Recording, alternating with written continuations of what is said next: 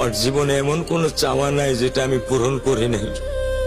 পরশুদিন বলছে, বাবা আমার একটা বোরকা কিনে দাও। আমি সাথে সাথে নিউ মার্কেট থেকে আমি 1000 টাকা দিয়ে আমার মেয়েকে বোরকা এনে দিচ্ছি।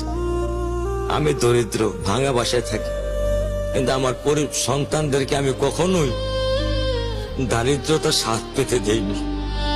আমার স্যান্ডেলটা দেখেন 3 বছর পুরাতন ছেঁড়া, কিন্তু আমি আমার স্যান্ডেলটা পাল্টাই না, সেলাই করে নেই। কিন্তু আমার বাচ্চাদেরকে আমি কষ্ট পেতে দেই না। শুধু একবার বলছে, বাবা লেসে খাবো। আমি 1 মিনিটও দেরি করিনি, 1 মিনিটও আমি দেরি করিনি। ও আমার একটা হৃৎপিণ্ড।